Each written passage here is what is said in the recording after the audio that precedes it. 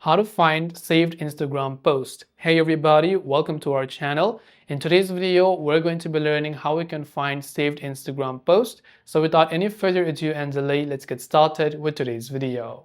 To find the post that you have saved on Instagram, what we're going to do is we're going to simply launch the Instagram app, and this is the interface we will see. So maybe we saved this particular post by tapping on the save icon, which has been saved to my saved list. To find that, we're going to come to our profile page, tap on the three lines icon from the top right hand side, and from here, right at the top, you can see the saved option. So when you come to the saved option, you will see all the posts that you have saved.